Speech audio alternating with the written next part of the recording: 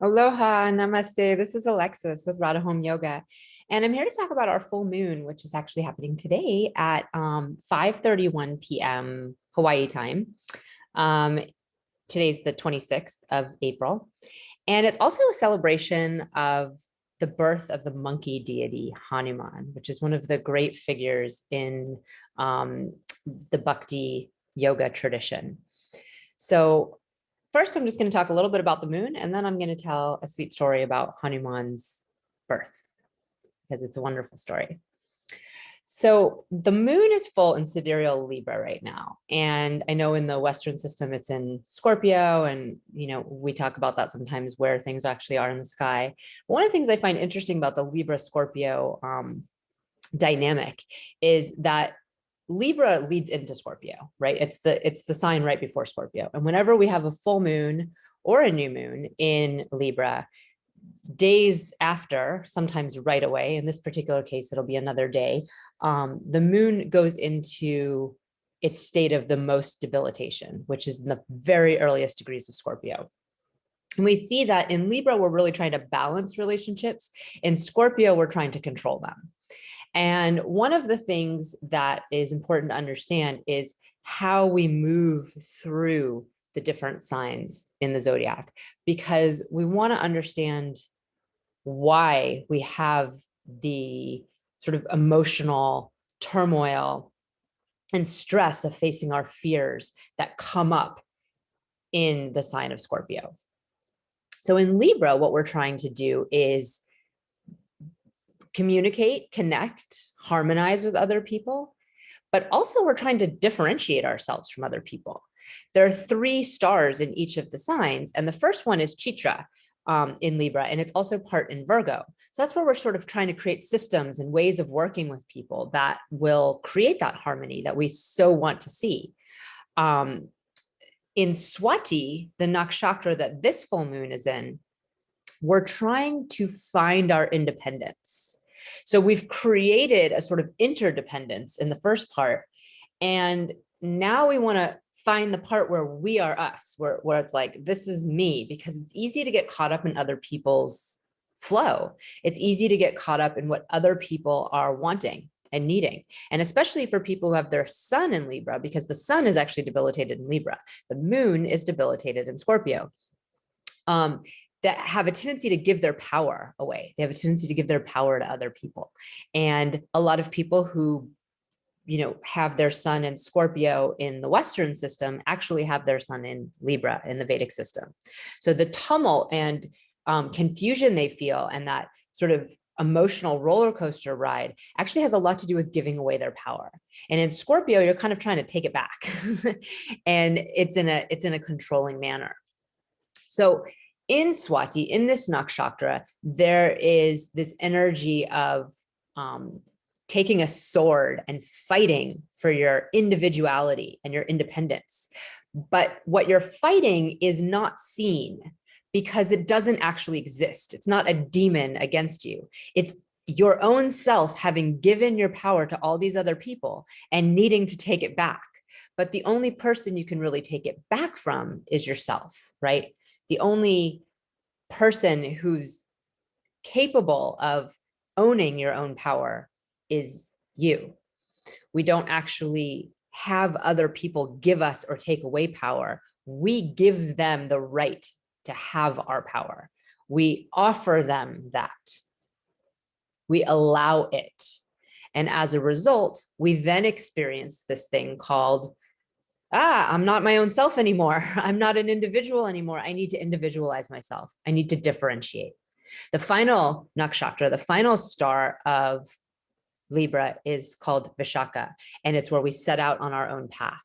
We set out through the woods on this path that will, in the long run, lead us to growth, expansion, abundance, and that sense of connection that also has individual power, but it takes time. It takes time to get there.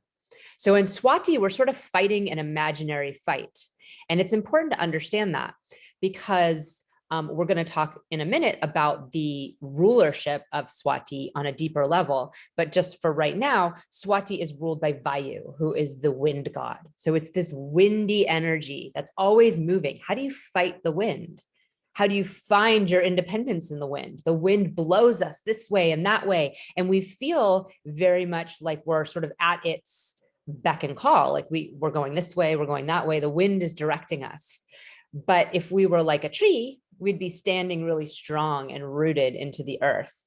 And the wind would sway us, but we would stay pretty stuck. But if you live somewhere like where I live, sometimes the wind gets really intense and it actually uproots trees and turns them over. Usually it's accompanied with, rain and other elements.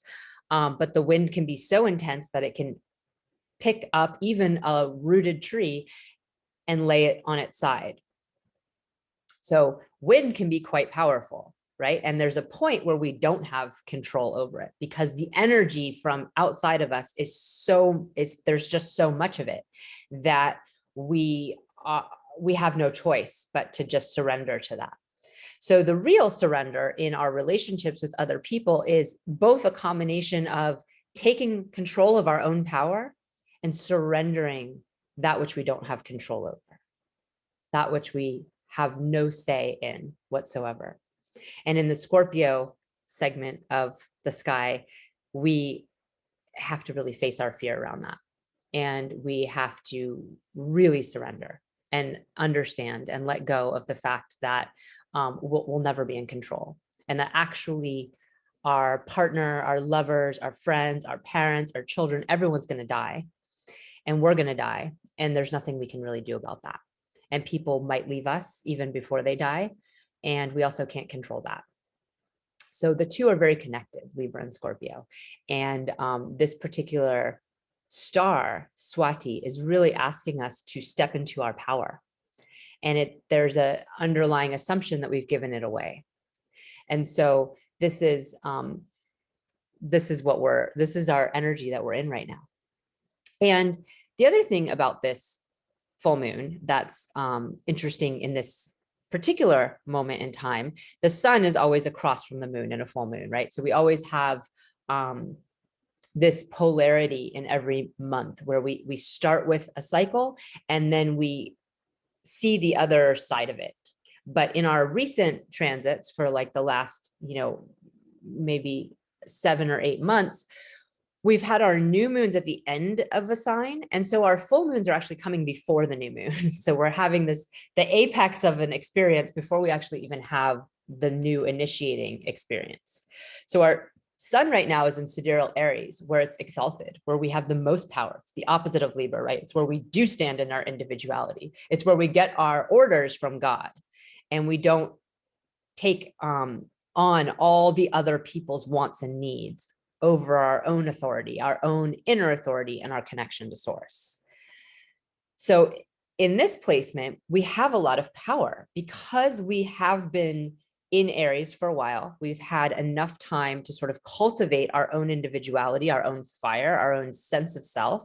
And it's not just Aries there. We've had Venus and Mercury there as well. Actually, I'm going to share my screen really quick, and then I'll come back when I'm telling the story because we don't need to look at the chart the whole time. So this is our full moon. We have the moon here at 12:57. We have the sun here at 12:57 Ashwini, and we have Venus and Mercury joined. So the ruler of Libra is in Aries right now, as well as Mercury. And both Venus and Mercury are very relational signs. They're planets, excuse me. They're the planets in which we relate to other humans with. Mercury with our communication, Venus with our love, our affection, and also just our harmonious, our desire to get along. And that's really what Libra is about. It's a desire to get along. But Libra also has embedded in it a quality of wanting to throw things off in order to bring them back to balance. If everything was balanced all the time, then what would Libra be doing? What would it be balancing? So there's a need for disharmony in order for the harmony to be found. There's a need to give away your power in order to find your power. It's that same concept as the new and full moons themselves, where we have to have an experience and then we have to have it illuminated by an opposite experience, a reflection of that so that we can truly understand it. We can't understand it until it's until we've seen the opposition of it. And then we can integrate in both sides of something. And the Aries Libra axis is really interesting because it is so much about self and others. And to have the ruler of the moon, the ruler of Libra in Aries, shows that we are even more rooted in ourself right now. We feel even more like wielding that sword and finding our individuality. We don't want to give away our power because the other planets are especially the relational planets, right? Our power in the sun is in its highest dignity. But Mercury and Venus are not in their highest dignity in Aries. They're in a more selfish place where we're not as willing to compromise. And Venus and Mercury are where we are supposed to compromise. That's where we're supposed to be more give and take, and not as, this is how it is. This is the way I want it to be is the way it is. Now, I talked a lot about Mercury and Mars and their exchange in a recent post that I did, where Mars is in Mercury sign of Gemini, Mercury is in Aries. And so this kind of intense quality of being right and maybe being a little bit militant and aggressive in our speech and in the things that we say can come up. And I recommended sort of avoiding social media and discussions like that. Because they tend to bring up that logic, right, wrong, black, white. It's like this, it's not like this. And we tend to fight for something. We tend to fight for our ideas. But when they're in these placements, we're fighting for ideas we're not even really attached to. We're just fighting to argue. And it can become really unproductive. The exchange of signs brings a lot of intelligence here. The exchange of signs between Mars and Mercury, we can have some more discernment around what we're fighting for. We might have a little more discipline in our taking in of information and the way in which we bring it out again to the world. But in this full moon in Libra, it's going to be really highlighted, the fact that we are standing so strong in our rightness and in our sort of warlike mentality in these relations we're in. So it's really activating that part of Swati that has the sword, and that feels like everyone else is trying to tell you how it is and make things be a certain way. And you're the keeper of your faith, and you are the keeper of your faith. The keeper of your truth. You are the keeper of your truth, but it's up to you to know that. You don't need to fight demons necessarily in order to make that so. You just need to believe it yourself. You need to truly believe it yourself. And when Venus and Mercury are in Aries, we don't necessarily believe that we have individuality, strength, discipline, and courage in order to stand up for ourselves. We think we have to fight to take it from others.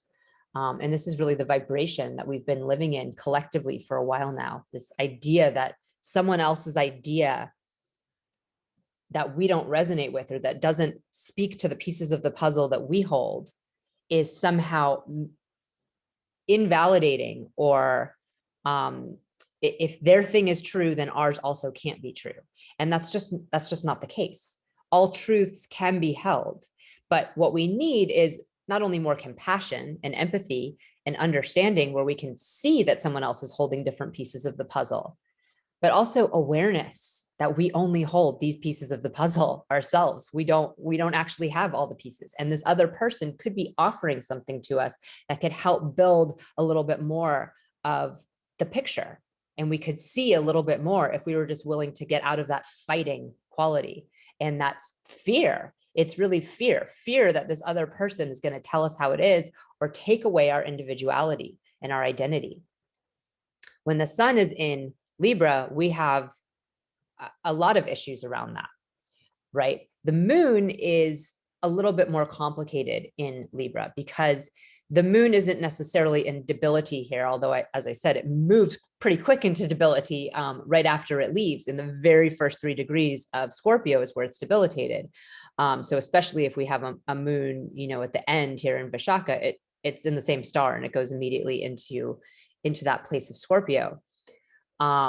But the moon in Libra does have its own issues. And one of those is that the moon is where we're supposed to unconditionally connect. We're supposed to unconditionally relate. It's like a mother to their child, where we just love. And when the moon is in Libra, we feel a lot of disappointment that we're not getting back in return. So natives who have the moon in Libra, and I'm one of those people, although I have it at the earlier part in Chitra, often give a lot and do their part or their share, and then feel a little bit frustrated when other people don't also show up and do their share. Any planets in Libra can really cause that to be, but the moon is particularly strong because it has this energy of unconditional love. So it's just a way of being. And then when other people don't meet that, it feels disappointing. It feels like, well, other people are so selfish, and they might be.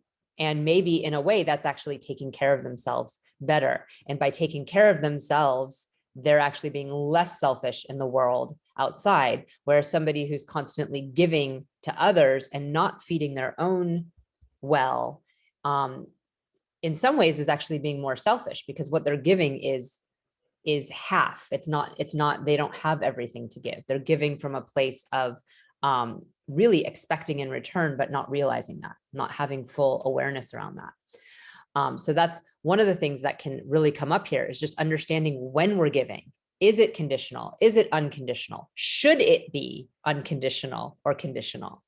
Is this a child we're serving, or, a handicapped person who's unable to, move or do anything for themselves, where we really need to be just unconditional in our love? Or is this somebody who has capacity to also pull their weight? And I have a 4-year-old, and I even work with this line with him, because as he gets older, there's more things he can do. And I don't actually need to do everything for him. And it's not in his benefit for me to do everything for him.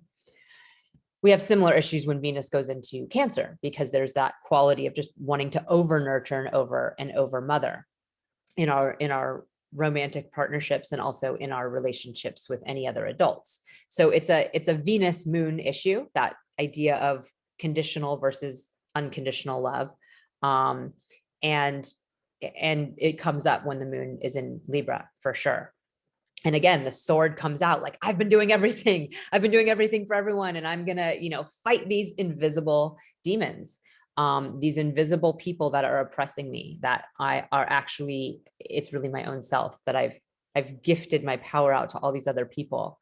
And in this particular case, like I said, we haven't really gifted our power out to other people, because it's the full moon. Our power, our sun, is in Aries, where we've really probably been standing in it and feeling pretty strong with our own connection and our own directive and our own initiative.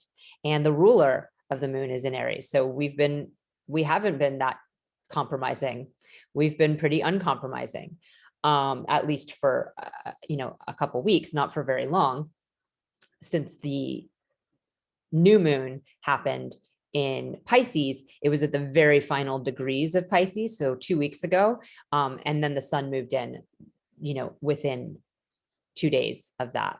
And Venus had already moved in, and Mercury moved in just a few days later. So it hasn't been that long, but it has been a couple of weeks of us really standing in our own. And we also had Jupiter and Mars move from feminine planets into masculine planets. They moved from earth to air, and these three moved from water to fire. So we stepped into a more masculine role collectively, all of us did, a more out in the world, where we go out and fight battles place. So the moon here is actually trying to remind us to compromise, remind us that we have been perhaps too individualized.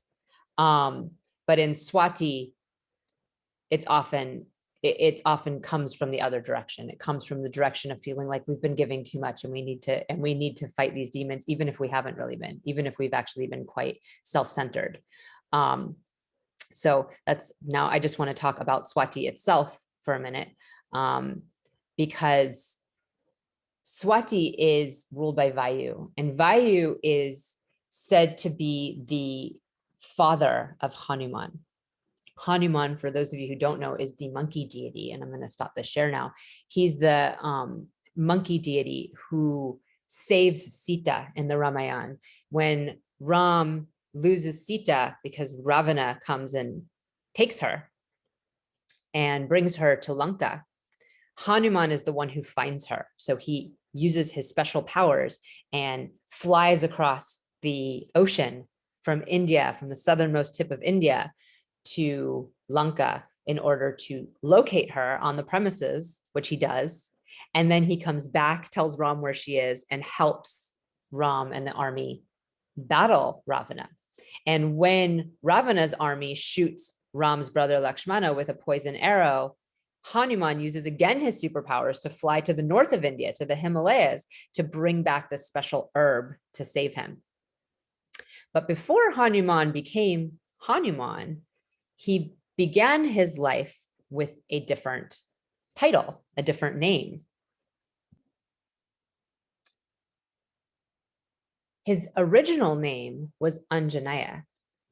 He was born to an Aspara, a celestial being who had been cursed to come down to earth and turn into a monkey.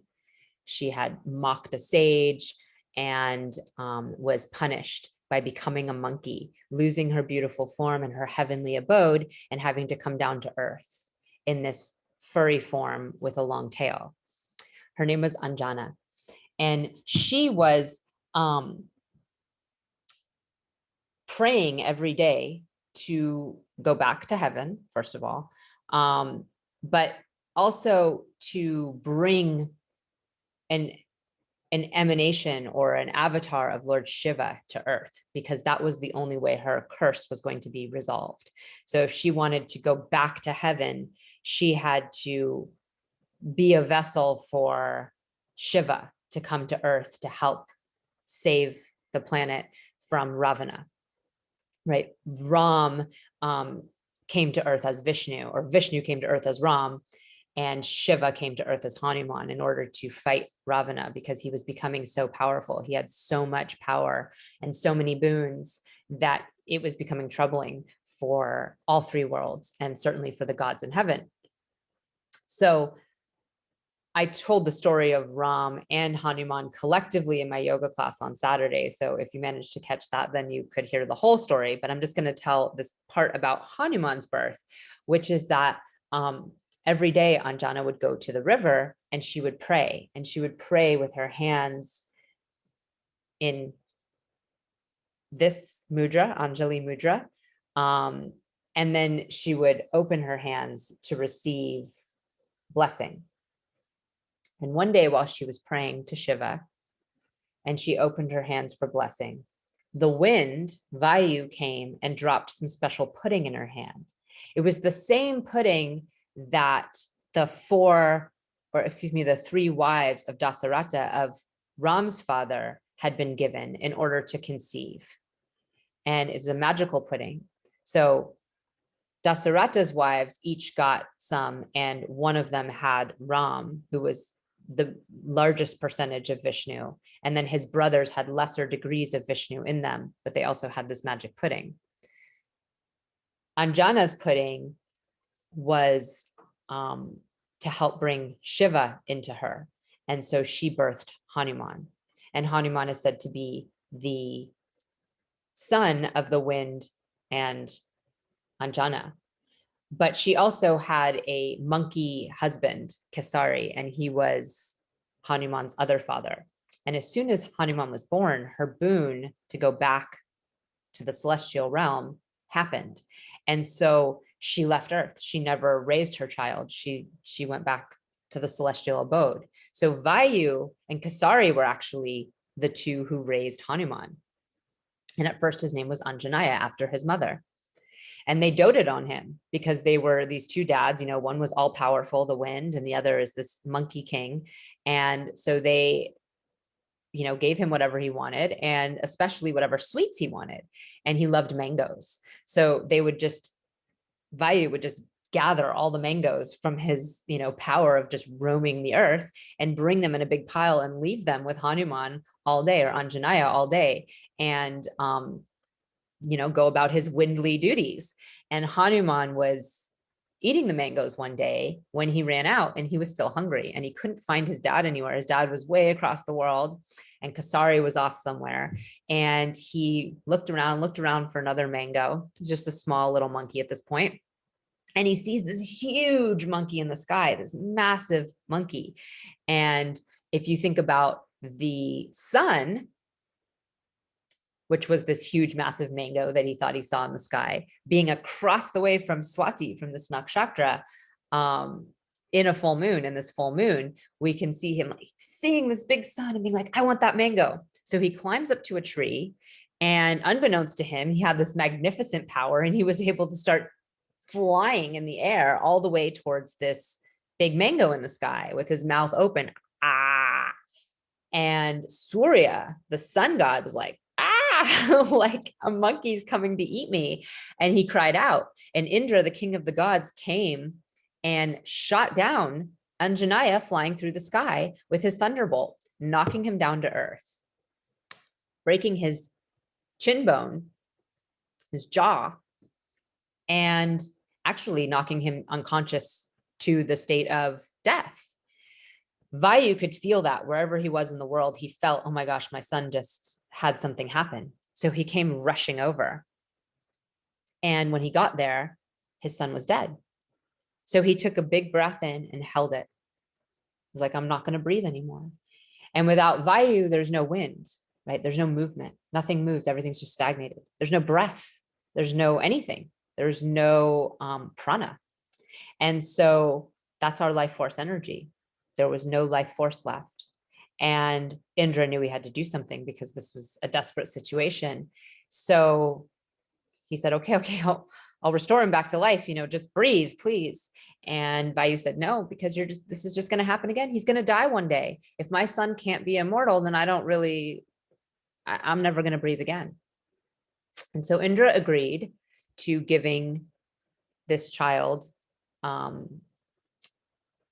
the immortality, the boon of being a deity. And he also said, he's going to have all these special powers that he already had. He already had some pretty magnificent powers, but he's going to have them, but he's not going to know about them until he truly understands why he has them, which is really what happens in the Ramayana, where he finds this deep devotion to Ram and to Sita. And through that devotion is able to act with his powers, only directed towards God, only directed towards something higher than his own want or desire for, say, a mango. And so Vayu agrees, and he takes a breath, and his son is restored back to life. And Indra says, I'm going to rename him. And his name now is Hanuman, which is the broken jaw. So this is the story of Hanuman's birth, and this is Hanuman Jayanti, and we're celebrating his devotion. More than anything, his courage, his strength, his skills are nothing if we don't have that quality of devotion within us. And that understanding of when we have, like at the end of the Ramayana, when Sita tries to give Hanuman some pearls as a thank you for saving her and for rescuing her, he starts chewing on them because he doesn't know what they're for. And she's like, those are really valuable jewels. And he rips open his heart and shows a picture of Sita and Ram. And he says, I don't need anything to remember you by, and I don't need precious jewels. I have this in my heart, and that's all I need. And that's what we can all remember in this time right now, is that we should be guided from a place of sincere devotion to what's in our heart, to what we know to be true. When we're guided by the winds of everybody else's stories and everybody else's things, when we're guided by, media and social media and not wanting people to be upset at us and wanting to get along and all these other things, we're not being guided by light, and we're not walking in our truth. And at that point, any compromises we make and anything we do in order to get along with other people is coming from a false place, and it isn't in integrity. And in that case, it's not actually that nice or helpful. If we're not acting within our own power and holding our own strength, then our compromises are coming from a place of weakness and wanting to fill some kind of void. And it's actually quite selfish, because we're looking for other people to give us a feeling of wholeness. And that's not what we're meant to be doing with our unconditional love or with our conditional love. We're not trying to get things from people, and we're not trying to manipulate people to love us. We are here to stand in our truth and integrity and power, and also recognize other people doing that and honor that. And instead of telling everybody else what to do and what is right and what is wrong, we use that Mars energy, we use that power of Aries to discipline and strengthen ourselves. We can compromise with others, and we discipline and strengthen ourselves. And at that point, our boundaries are good, where we know what we're actually compromising with other people. What's a compromise zone and what's a no compromise zone? And that's how we truly have harmony and integrity in our relationships. So this moon is a reflective period, which means that we're, it's the full moon. So we're not in this time of compromise. We're in a time of no compromise, and we're learning how to compromise, and we're trying to stand in our power in the meantime. And we're actually doing that pretty well. The hardest part is just that Venus and Mercury are both in Aries also, and Mars is in Gemini. So we have this quality of not compromising where we should compromise. And also, with Jupiter having just moved into Aquarius, we might be feeling pretty strong about our social truth and what's right in society and what should be. And that Jupiter is giving drishti to Mars in Gemini. So our words are fueled by our beliefs. And it's important to understand that. And it's fine if your beliefs are, again, rooted in truth, if you're really rooted in truth. But with Jupiter and Aquarius, we're not rooted in truth. We're rooted in social reality, a social justice, something that we see that might be wrong and might have facets of truth in this moment, but it's more driven by time and place. It's not true truth. And I've been talking about this a lot. As Jupiter transits Saturn's two signs, it's really important to understand. Jupiter in the air signs is a believer in ideas and a believer in Aquarius of social justice. But social justice changes with time and place. What's oppressive and what's not oppressive is constantly changing. It's not stuck. It's not like there's one, group or something that has been holding oppressiveness and another group that's not holding oppressiveness, and they're just always like that, and we're always fighting for right or wrong. It's just not like that. There's fluidity there, there's movement, there's change, there's evolution, and what was right yesterday might be wrong tomorrow. There's not this sort of idea that this side is right and this side is wrong. And this Mars thinking is really messing with our discernment on that. So it's important to understand what we are standing up for, what we are fighting for, and what truth actually is, and what it really looks like and feels like within yourself, what it really feels like. And when we fight for truth, it's really more often than not something we're doing for ourselves and to ourselves, strengthening that so that we have really strong boundaries and awareness when we encounter others, and we're not compromising in ways where we shouldn't be, where we just shouldn't be, to get along, or for harmony, or to be liked, or to feel love, or all the different many reasons that we do. So I hope this is helpful for you. I am teaching a class on Thursday that's going to talk about event timing and how we can really align our external offerings, the things that we're putting out into the world, with divine timing, so that we are, making the most of everything that we share, all these wonderful offerings, all these wonderful things that people have, whether it's music, whether it's healing, whether it's teaching. The timing that we bring these things forward into the world has such a huge effect on how they actually play out.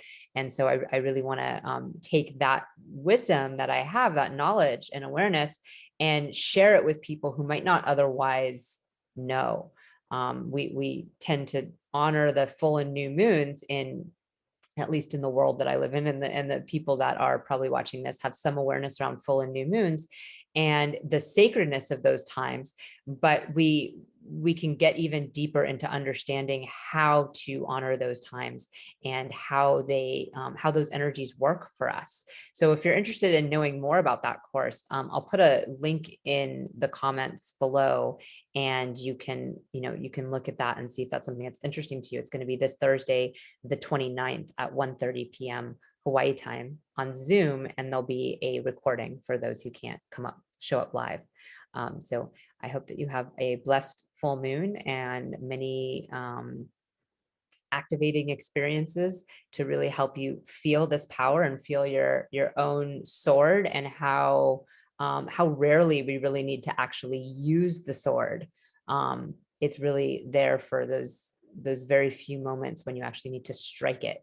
But the feeling that there's all these energies that are working against us, or people that are against us, this idea that we often have when we get into the more relational signs is really within ourselves, that the power is within ourselves. And so I hope that is something we can all reflect on. And happy Hanuman Jayanti. Jai Hanuman. Namaste.